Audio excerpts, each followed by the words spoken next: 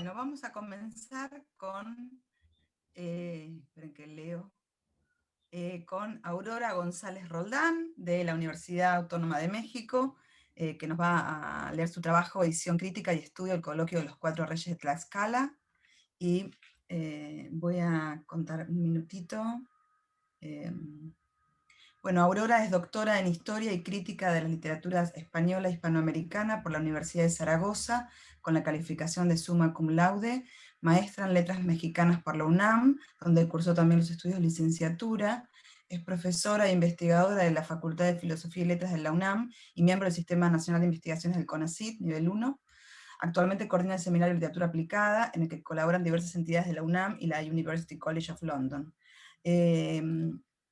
Ha publicado los libros La poética del llanto en Sor Juana Inés de la Cruz, Risa y llanto en los tratados de Baltasar Gracián, y La paradoja de Heráclito y Demócrito en el Criticón, y numerosos artículos y capítulos de libros sobre literatura nueva hispana y del siglo de oro.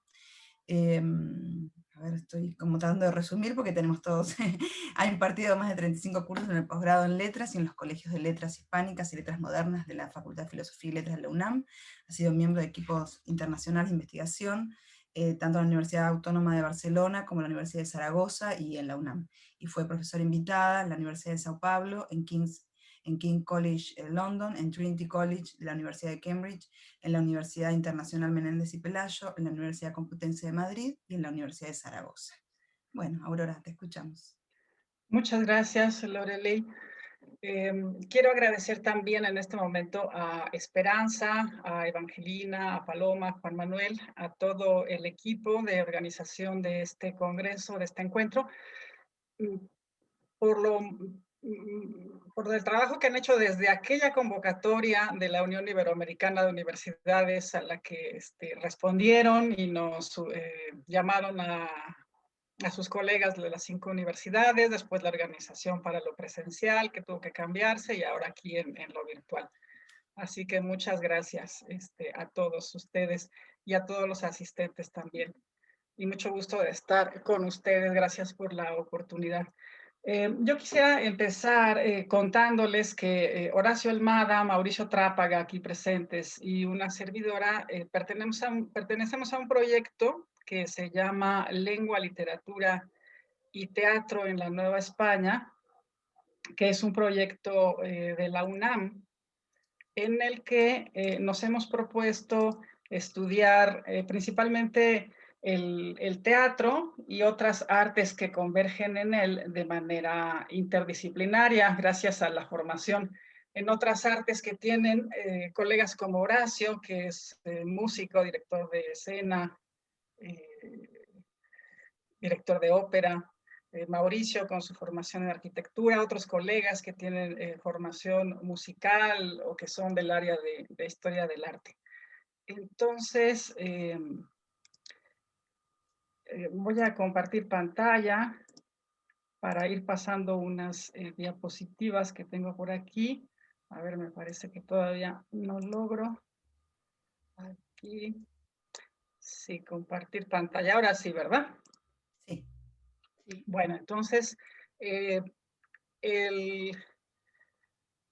sitio es aquí lo tienen, www.leliteane, de Lengua, Literatura y Teatro en la Nueva España, leliteane.filos.unam.mx.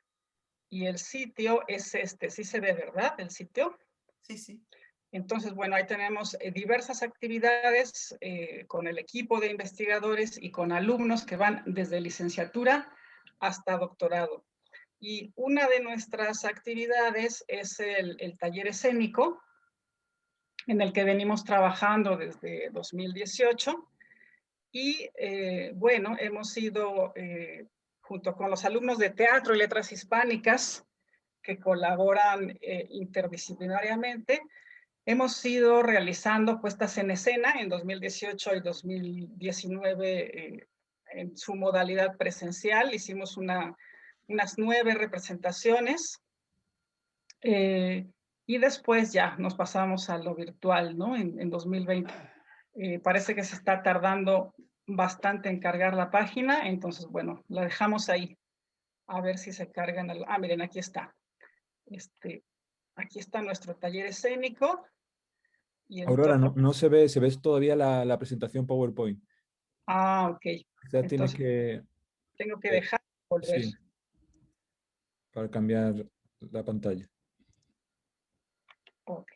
Ahora sí. Ahora, Sí. sí. Perfecto. Entonces tenemos, de todas maneras estaba cargando, ¿eh? No se veía nada. Entonces, bueno, tenemos ahí el taller escénico. Este es nuestro cartel de una muestra de teatro hecha en 2018, que tuvimos, ya les digo, unas 8 puestas en escena.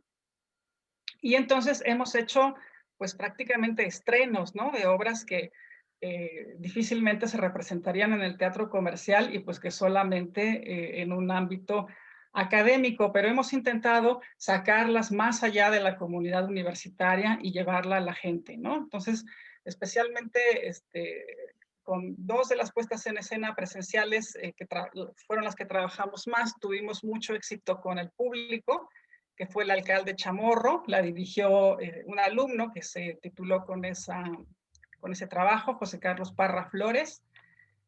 Y aquí en el sitio web tenemos, se puede descargar la edición más actual de la obra y tenemos algunos videos cortitos de ensayos y la obra completa. La obra completa se puede ver aquí. Aquí tenemos testimonio de nuestro super exitazo, ¿no? Bueno, de José Carlos y de los muchachos, ¿no? Que hicieron una cosa estupenda. A ver, voy a pasar rápidamente estas fotos que son chulísimas, ¿no? De los actores. Realmente una calidad, pues profesional, simplemente, ¿no? Muy, muy buenos. La característica de estas puestas en escena es que estamos respetando el texto tal cual. Este texto del siglo XVIII no se le cambió nada, aprovechando que son textos breves, ¿no? Y que no requiere la adaptación que requeriría una comedia completa. En fin, aquí hay varias de esas puestas en escena. Bueno, ahora voy a dejar de compartir esta para compartir las diapositivas, a ver si lo logro. Estábamos aquí. Entonces, compartir pantalla. Elijo esta y vamos ahí. Bueno, ahora estamos ya en las diapositivas, ¿verdad? Sí. Bueno, entonces el coloquio de los 4 Reyes de Tlaxcala es una de estas obras que estamos trabajando. Estábamos tan felices cuando nos cayó la pandemia encima.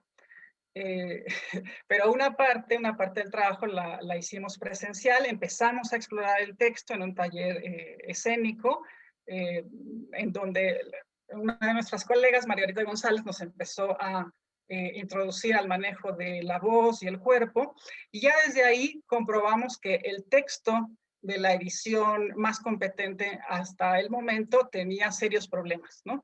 Había muchos versos que no se entendían, versos raros, palabras que no se entendían, en fin, vimos que sí, había una clara necesidad de ver qué pasaba, ¿no? Con este testimonio, y entonces nos dimos a la tarea de revisar el manuscrito y vimos que sí, lo que tocaba era hacer una edición crítica, ¿no? Entonces, este texto, que por cierto lo eligió muy bien Horacio y con mucho ojo, y que además viene muy a cuento trabajarlo en estos años de aniversarios, ¿no?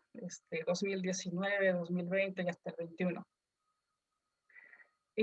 Entonces, bueno, el coloquio de la nueva conversión y bautismo de los 4 Reyes de Tlaxcala, que ese es el título largo, lo podemos encontrar en las siguientes ediciones del siglo XX.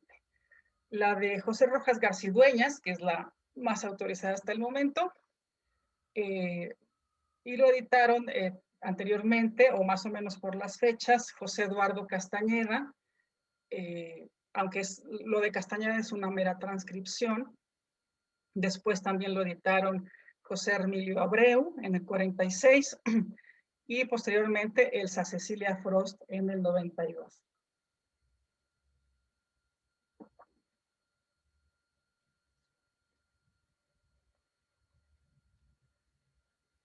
Muy bien, ahí ustedes pueden seguir viendo las diapositivas, ¿verdad? Perfecto. Entonces, bueno, en el libro de Rojas Garcidueñas está editada junto con dos obras que sí son muy conocidas y muy valoradas, la comedia de la vida de Francisco de Borja, de Matías Bocanegra, y la tragedia del triunfo de los santos. La comedia de la vida de Francisco de Borja ha sido editada en tesis doctoral en la Universidad de Navarra, y la otra obra pues también es muy conocida y bien valorada. Yo creo que la más olvidada de estas tres es el coloquio de los 4 reyes de Tlaxcala. Una vez realizada la revisión del manuscrito y el cotejo con las ediciones del siglo XX, hemos visto que ha mejorado. Afortunadamente hemos podido mejorar, fijar el texto y enmendar y mejorar pues unas 25 lecciones del texto, lo cual no está nada mal, ¿no? Hemos tomado como texto base el manuscrito, en virtud de que mejora tanto la edición de Castañeda como la de Rojas Garcidueñas. La edición de Rojas Garcidueñas comparte algunos errores con la de Castañeda y añade otros propios en mayor número. En la edición de Castañeda se nota que es una persona de habla anglosajona quien está haciendo la transcripción. Hay muchos errores, digamos, de lengua, ¿no? Que son evidentes, que son erratas, más que errores, erratas, ¿no? Y que no los contabilizo en los errores. Por otra parte, la edición de Elsa Cecilia Frost sigue al pie de la letra la edición de Rojas Garcidueñas y agrega alguno que otro error que también es prácticamente errata. Abreu, por su parte, parece no seguir la edición de Rojas Garcidueñas, parece que sí tuvo a la vista el manuscrito, pero introduce muchísimos errores por cuenta propia, omite versos y acotaciones. No obstante, mejora la lectura de lecciones de lectura difícil, valga la redundancia, en un par de ocasiones, ¿no? Entonces, esas las he retomado. Aquí les voy a presentar la portada, ¿no? En el volumen que se conserva en la colección Nettie Benson, está compendiado este manuscrito en un volumen que se dice que se debe a Cristóbal Gutiérrez de Luna, aunque eso no nos permite afirmar que sea el autor, ¿no? Puede ser que se trate meramente del transcriptor. Entonces, bueno, aquí la tienen, como pueden ustedes ver, tiene muy buena letra, la letra es clarísima, prácticamente no presenta dificultades de lectura. La edición presenta otro tipo de dificultades, pero no de lectura. Bueno, paso ahora a mostrarles 3 ejemplos de estas lecciones para que vean de qué tipo son, ¿no? La mayoría de estas 20, 30 lecciones que hemos podido mejorar son de este tipo, ¿no? Como ven aquí, la acotación que dice base y sale el marqués, soldados, clérigo y marina. Hasta ahora la edición de Rojas Garcidueñas decía clérigos y marinos, ¿no? Entonces, bueno, para una puesta en escena, esto es bastante problemático, ¿no? Porque ¿de dónde sacas los marinos si están en tierra, están en Tlaxcala? Es verdad que han llegado embajadores de la costa, pero no hay marinos y sí hay una marina, ¿no? Entonces, bueno, esto pues creo que tuvo mucho provecho, ¿no? Regresar a clérigo y marina. Clérigo y marina. Entonces, bueno, aquí he puesto la acotación, ¿no? Enmarcada en los parlamentos que va. Y aquí abajito el aparato de variantes que corresponde a esta lección, ¿no? Que es la que destaco para ustedes. Ahí no, se ve fatal. Mejor la regreso como estaba. Bueno, ahí la tienen. No les voy a mostrar las demás lecciones, no se asusten, ¿no? Era nada más un ejemplito para ver de qué tipo de mejoras estamos hablando para el texto. Pero les quiero mostrar otros 2 ejemplos que son muy vistosos, a mí me parecen bonitos y a los filólogos pues nos hacen mucha ilusión, ¿no? Enmendar este tipo de cosas, según nosotros. Aquí en el verso 659, que podemos leer que es una enumeración de ríos, es una figura retórica que está haciendo ahí el clérigo, está haciendo una hipérbole. Dice, desde el caudaloso Nilo hasta el soberbio Atoyaque, la laguna mexicana, ni el muy atrevido Ganges, desde el norte al mediodía, desde el poniente al levante. Bueno, en el verso 659, en la edición de Rojas Garcidueñas y todas las demás, dice Atoraque, ¿no? Entonces, bueno, yo me di a la tarea de buscar cuál era este misterioso río llamado Atoraque, ¿no? Y no aparece en ningún diccionario geográfico actual, ni de la época, ni en ningún almanaque de historia natural de la Nueva España, ¿no? No existe ese río Atoraque.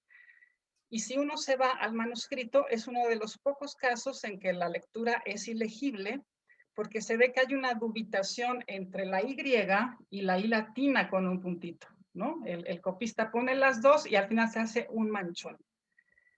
Pero precisamente por ese trazo que hay de la Y detrás de la I latina, creo que no hay duda, es una Y, ¿no? No es una R, y es Atoyaque. Y es que la palabra Atoyac en náhuatl es río, y este río, creo que sin lugar a dudas es el río Balsas, ¿no? Que pasa por el estado de Puebla y Tlaxcala, que es un río de los más caudalosos de México, y que en cierto tramo, incluso actualmente, se llama Atoyac, el río Atoyac, ¿no? Entonces, bueno, esto soluciona la oscuridad del verso y nos da mucho gusto que aparezca en un texto de la Nueva España la palabra Atoyaque, que es uno de nuestros ríos. No sé la verdad cómo andará de contaminado, mejor ni averiguar, ¿no? Pero es un río importante de México. Esa es una lección bonita. Otra lección bonita, bueno, este otro ejemplo no es de una lección enmendada, más bien es de una nota que hacía falta. Dicen estos versos. Era de parecer, famosos reyes, que dos doncellas le ofrezcamos luego a este establecedor de nuestras leyes para evitar de su rigor el fuego. Están hablando del dios mesoamericano, los reyes, ¿no? Dice, no nos condene allá a sus nahuateyes, que con esto podrá tener sosiego y nosotros mil gustos con su gusto, que lo deseo porque al fin es justo. Esta palabra nahuateyes es clara, pero no está anotada prácticamente en ninguna de las ediciones. Solo Elsa Cecilia Frost la anota, y la anota bien, pero en la edición de 1992 hay una errata, desafortunadamente, y entonces resulta ilegible, más bien ininteligible la nota filológica, ¿no? Y bueno, consultando el diccionario, el vocabulario de Molina, que seguramente consultó Elsa Cecilia Frost, pues resulta que esta raíz nahua se refiere a reglamentos, ¿no? Es todo un campo semántico que Molina da ahí. Entonces se colige que nahuateyes es algo así como reglamentos, normas, ¿no? Entonces hace sentido, ¿no? No nos condene allá a sus nahuateyes. Con lo cual el verso se aclara, ¿no? Y tanto para la comprensión del texto como para una representación, pues esto ayuda bastante. Bueno, hasta ahí los ejemplos que quería mostrarles. Dejo de compartir. Y bueno, me parece que es pertinente que les cuente rápidamente el argumento. No sé cómo andamos de tiempo, pero me voy a dar prisa, un poquito de prisa. Les cuento el argumento para que tengamos esta referencia en 2 minutos. Los reyes, como ustedes saben, son Xicoténcatl el Viejo, señor de Tizatlán, Maxixcatzin, señor de Ocotelulco, Tlahuexolotzin de Tepeticpac y Citlalpopocatzin de Quiahuistlán. Cada uno expresa por separado su preocupación porque Ongol, su dios, así le llaman, no responde a sus plegarias y ritos. Los reyes se reúnen y deliberan sobre lo que deben hacer al respecto. Se cuentan entre ellos que han tenido un sueño en común, premoniciones de la flota española que ha desembarcado en la costa. Ante una situación tan angustiante, deciden ofrecer el sacrificio de doncellas a Ongol, quien irrumpe de improviso en el recinto donde se hallan los 4 señores y da sus razones. Les advierte sobre la codicia de los españoles y les recomienda disimulación, virtud política, por cierto. Congeniar con ellos, pero no creer su doctrina, bajo amenaza de muerte. Mashishkatzin adivina el poder que tienen los españoles a juzgar por el temor que infunde en Ongol. Los reyes reciben al embajador que les manda el señor de Tabasco con noticias de los recién llegados, y cuando Tehuexolotzin insiste en acudir nuevamente a Ongol, los 4 caen dormidos y un ángel, que es el ángel Miguel, les anuncia que la piedad divina ha hecho posible que los españoles lleguen a sus tierras para liberarlos de Lucifer, ya con este nombre, ¿no?, que le da el ángel. Los reyes se despiertan y se convierten a Dios con mucha alegría. En otra escena, el Marqués del Valle y Marina reciben regalos de los 4 reyes. Estos reafirman su conversión y en otra escena se reúnen con Cortés, quienes los encuentra ya convertidos y proceden, junto con el clérigo, a su bautismo. El clérigo pronuncia una larga locución antes del bautismo. Cortés se prepara para partir, mientras que el demonio, ya indicado en la didascalia con este nombre, y no con el de Ongol, se enfrenta a los señores de Tlaxcala, quienes salen triunfantes gracias a que invocan a María y a la Santa Cruz. Antes de partir a la guerra con Cortés, el clérigo pronuncia una segunda larga elocución a propósito del sacramento de la Eucaristía y enseguida el auto finaliza con un villancico que cantan 2 angelitos que salen con guitarrones.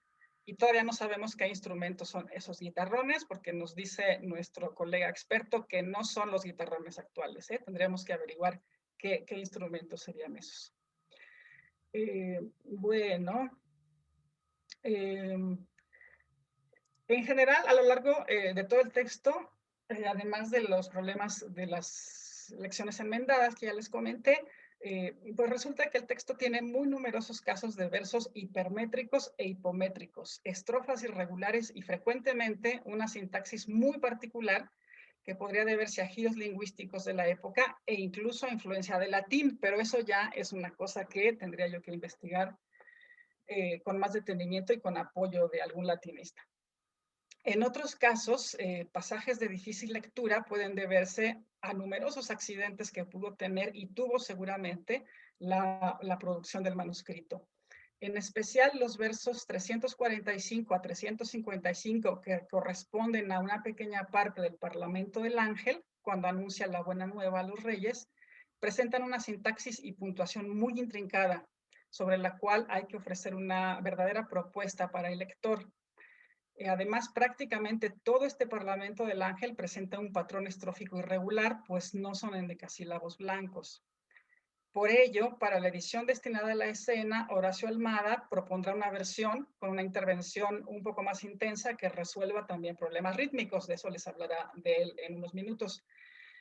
En otros casos, las particularidades que no ha sido posible enmendar se dejarán tal cual aparecen en el manuscrito, atendiendo al criterio de efectuar la menor intervención posible a la espera de que algún feliz hallazgo mejore en años posteriores la edición o que se conserve este testimonio preservando toda la información que transmite. No obstante, puesto que nuestro proyecto contempla la elaboración de una edición para actores y directores, en esta se realizarán sugerencias para mejorar la métrica, el ritmo, la regularidad estrófica, entre otros aspectos útiles. Bueno, pasamos ahora ya a hablar de lo que yo puedo aportar a este equipo, que es el estudio filológico. Resulta siempre básico y no ha sido atendido por los estudiosos que se han dedicado a esta obra, resulta siempre básico preguntarnos por el género literario, ¿a qué género literario corresponde esta pieza? La crítica se ha interesado hasta cierto punto, sobre todo por el episodio de la conquista, ¿no? Siendo tan llamativo como es este episodio que Laura toma como asunto.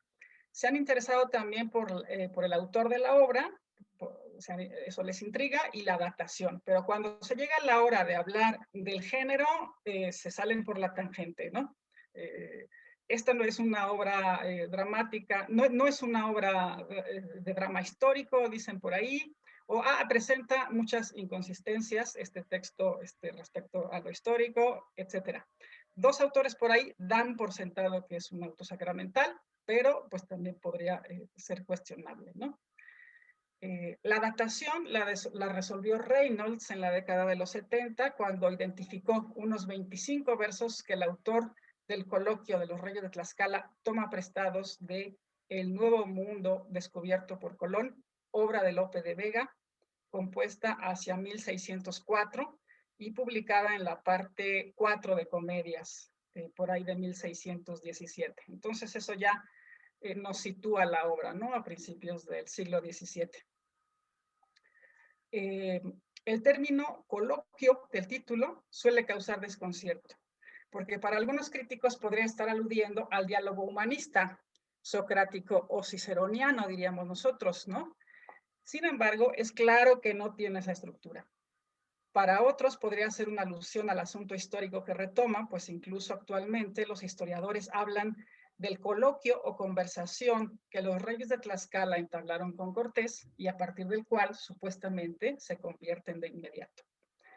Lo cierto es que la palabra coloquio suele por aquella época, en términos teatrales, ser una categoría bastante abierta que designaba simplemente una representación dramática. Es una etiqueta semejante a la de comedia, que como se sabe podía designar la comedia propiamente, la tragedia o la tragicomedia. Así, la palabra coloquio se utiliza para designar lo que un poco más adelante se denominará auto, es decir, la representación teatral en una sola jornada sin divisiones. Por otra parte, la cercanía entre las categorías auto y coloquio la vemos reflejada, por ejemplo, en un título tan importante como Los coloquios y autos espirituales de Hernán González de Eslava, algunos de los cuales tienen tema sacramental. Sin embargo, el auto que nos ocupa no es como los de Hernández de Eslava, pues tiene una acción bien definida, aunque el nudo se resuelva rápidamente. Los de González de Eslava son en su mayor parte textos expositivos con sus conocidas escenas risibles a maneras de entremés.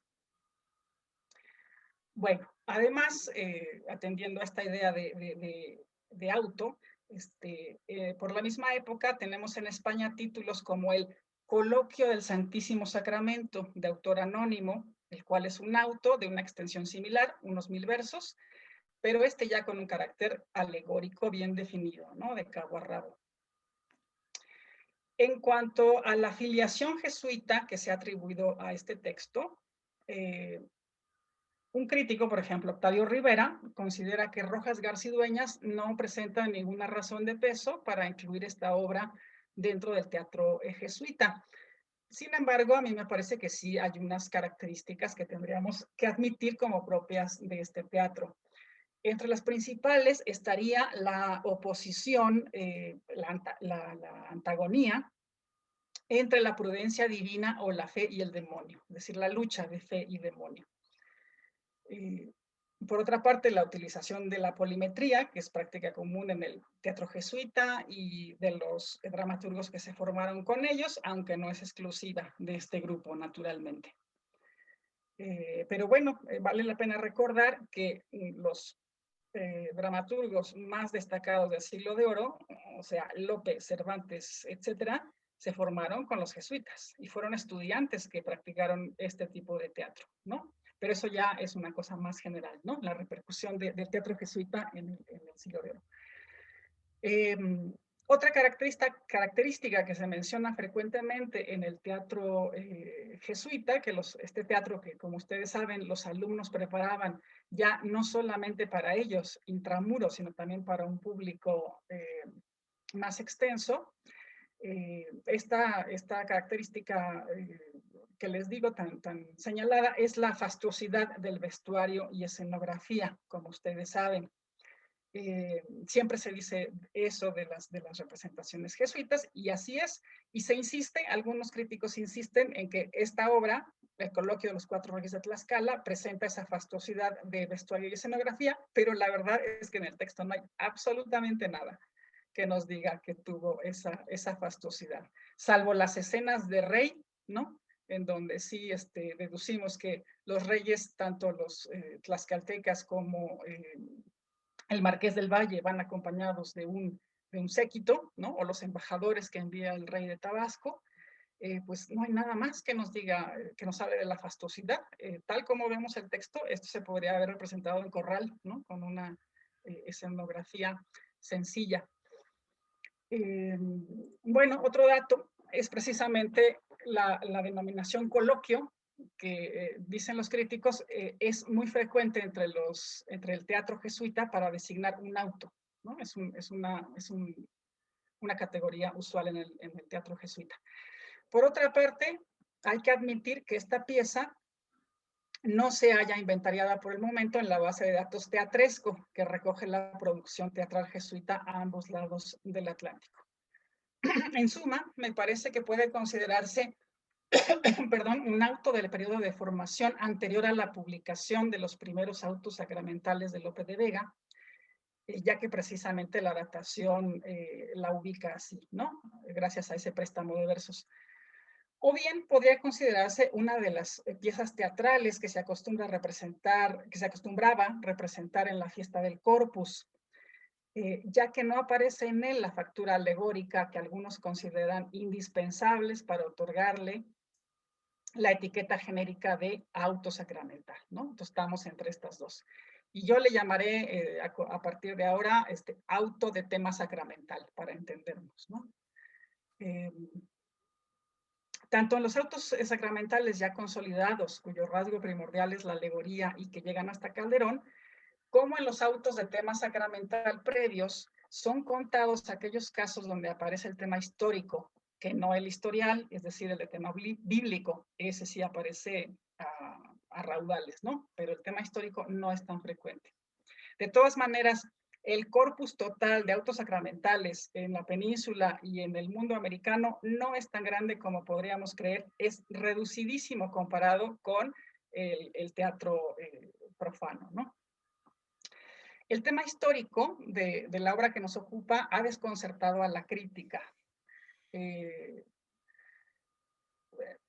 porque sobre todo porque el tema histórico no estaba muy bien estudiado, de hecho, en el ámbito del teatro del Siglo de Oro. Creo que ahí la cosa ha cambiado mucho a partir de un congreso al que convocó la Aitenso en 2014 en Aix-en-Provence, que se llamó Teatro e Historia.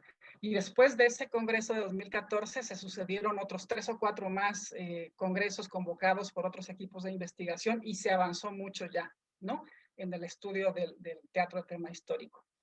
Y ya aquí en el ámbito de los autos sacramentales desconcierta aún más el asunto histórico. Menéndez y Pelayo, a propósito de un auto de Lope de Vega que toma una circunstancia histórica reciente, dice que es monstruosa la unión de lo histórico y lo religioso, ¿no? Le parece que va un tanto en contra del decoro.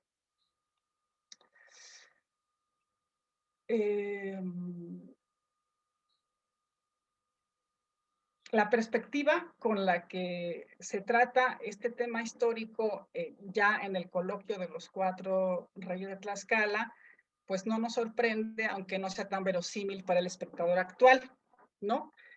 Tiene el común denominador de estar acompasado con el discurso imperial al que se alineó todo drama de tipo histórico, y por otra parte también es conocida la intención de la élite tlaxcalteca de producir un relato en el que se reconocían a sí mismos como parte de los conquistadores.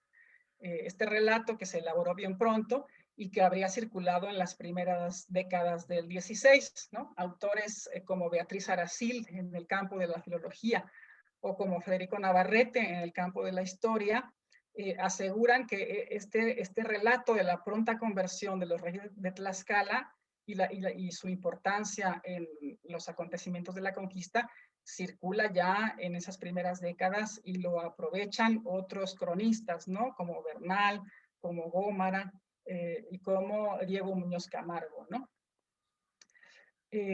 Ahora bien, ¿cuáles serían las razones por las cuales se representó este episodio histórico en un auto de tema sacramental a principios del siglo XVII?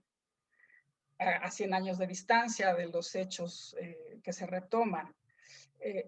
A reserva de lo que diga Horacio y todos ustedes en unos minutos, creo que debemos descartar la posibilidad de que hubiera sido para enseñar un capítulo pasado de la historia, y que más bien, si se lleva este episodio a las tablas, es que tiene posibilidades de ser reconocido en ese momento. El público estaría interesado en ver cómo es tratada la materia en conjunción con la intención catequizante, y no propiamente el desenlace, que todo el mundo lo conoce, ¿no? La adoración del Santísimo.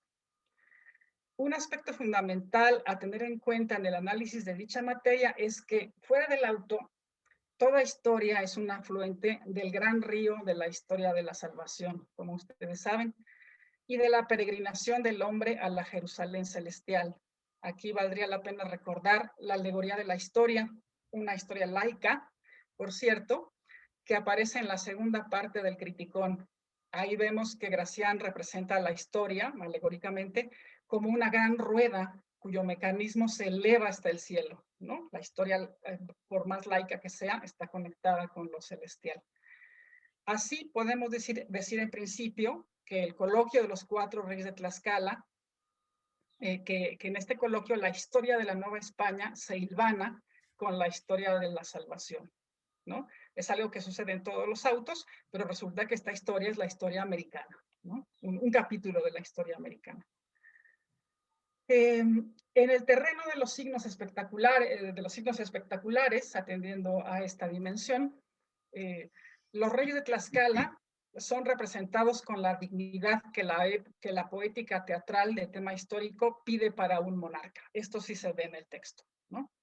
La métrica utilizada en sus parlamentos, sonetos, endecasílabos, liras, corresponde a su dignidad. Y por otra parte, la selección de los recitantes de la compañía que hubiera representado esto, me parece que también cumpliría con las reglas del decoro, si atendemos los señalamientos que el clérigo hace sobre Tehuechtolotzin, porque en algún momento cuando lo está bautizando le dice, vos que a febo igualo en el talle y proceder. Es decir, el actor que hizo a Tehuechtolotzin tenía que ser bien parecido, ¿no? Era de buen cuerpo. Vos que a febo igualo en el talle y proceder. Y este era el decoro con el que se representaba en escena a un rey, ¿no? Según las poéticas y las prácticas escénicas de la época, sabemos que a los reyes los representaban en escena los mejores actores y los buenos mozos, ¿no? No se podía poner un rey feo, no funcionaba. Hasta donde yo sé. Bueno, incluso tomando en cuenta la repercusión de Lope en este auto, llama la atención la utilización del nombre Ongol para designar al dios de los tlaxcaltecas y no a Camachtli o a Tlaloc, que serían 2 dioses principales. Y aquí surge la pregunta, ¿sería problemático mencionar el nombre de un dios del panteón prehispánico en el escenario? ¿O todavía más arriesgado representarlo en 3 dimensiones, dado el contexto político y religioso de la Nueva España? Son preguntas interesantes. Y bueno, voy a mencionar muy brevemente el gran papel del diablo, ¿no? Como personaje antagónico que suele ser en el teatro jesuita, pero que en este caso a mí me parece que consolida el Parlamento del Diablo. Él tiene dos parlamentos largos, y en ellos consolida la sutura entre las 2 historias que se unen en el auto, la de Tlaxcala y la de España, la de los infieles y la del mundo cristiano. En estos parlamentos el diablo dice lo que ustedes están imaginando, es decir, lo que ya sabemos el diablo asume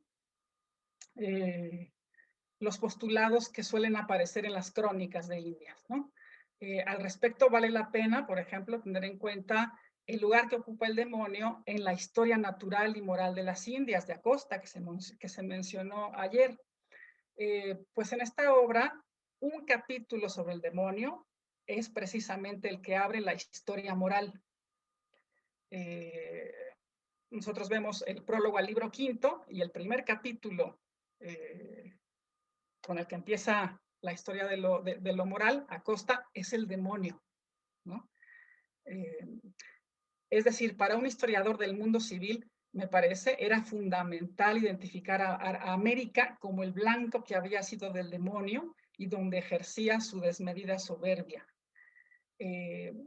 Podríamos, si ustedes quieren, podríamos decir que el autor del coloquio de los 4 reyes de Tlaxcala leyó a Acosta, ¿no? Y lo copió, ¿no? Porque salen ahí las preocupaciones que dice Acosta. Primero, el diablo no, es inconveniente por soberbio, es lo primero que señala Acosta. El principal problema no son los sacrificios humanos, sino la soberbia. La soberbia, el problema es que el diablo se quiso igualar a Dios y que es inferior al hombre, y que siendo inferior al hombre se hace adorar por él. Ese es el gran problema, según Acosta, ¿no? Y ya lo de los sacrificios humanos aparece mucho más adelante, y dice Acosta, bueno, sí, entre los peruanos y los peruanos mataban a más gente, la verdad, pero los mexicanos los mataban de manera más horrible, ¿no? Más o menos lo dice Acosta, ¿no? Y describe la manera de sacar los corazones en Tenochtitlán. En fin, me parece que esto se refleja muy bien ahí, ¿no? Pero el contexto de lo histórico en la representación teatral me parece fundamental. Otra de las características que más preocupan a Acosta y que aparece en el coloquio de los reyes de Tlaxcala es la capacidad de mimetizarse con el mismo Dios verdadero, ¿no? Haciendo remedios de la verdadera fe. Y ahí también pues llama mucho la atención en el libro de Acosta que hay un capítulo dedicado a describir una fiesta que remeda peligrosamente a la fiesta del Corpus Christi, ¿no? En términos de Sor Juana, es la fiesta del gran Dios de las semillas, ese Dios que se come, ¿no? Entonces eso peligrosísimo porque se parece a la fiesta del Corpus. Y ya para finalizar, en cuanto a la inserción de los versos de la comedia de Lope, que es un detalle pues delicioso, vale la pena comentar que dentro de la obra de Lope de Vega, los críticos han advertido características que pasan de la comedia al auto sacramental lopiano, ¿no? Entre ellas están el conflicto del honor, ¿no? Del honor y la honra. Otra característica es el uso de poesía de tipo popular y popularizante, y curiosamente, eso lo dicen los críticos, como Duarte o como Arellano, Cristo sale con una vestidura blanca, ¿no? Ellos anotan esa característica. En cuanto a la obra que nos ocupa, Xicoténcatl asume los viejos, Xicoténcatl, el viejo, asume los versos que Ducalquellín en la obra de Lope, es decir, los versos que Ducalquellín pronuncia en la obra de Lope, los asume Xicoténcatl, ¿no? Y en cuanto a los elementos que podrían pasar de la comedia al auto, podemos ver también que se hace mención de la vestidura blanca de Cristo, ¿no? En este coloquio. Y por otra parte, los últimos parlamentos, el parlamento que el clérigo pronuncia al final del coloquio, que son una décima, unas redondillas y unas quintillas que ha analizado muy bien Horacio, pues son unos versos que recuerdan mucho los conceptos espirituales de Antonio de Ledesma. Yo creo que tendrían que analizarse por ese lado. Y el villancico final, pues obviamente tiene este carácter de poesía popular, ¿no? Entonces, bueno, son características que, a decir de los críticos, se comparten entre la comedia y el auto sacramental, lo cual es un aspecto pues, que se tendría que estudiar en este texto y en otros cercanos, ¿no? Y ya con esto finalizo. Muchas gracias.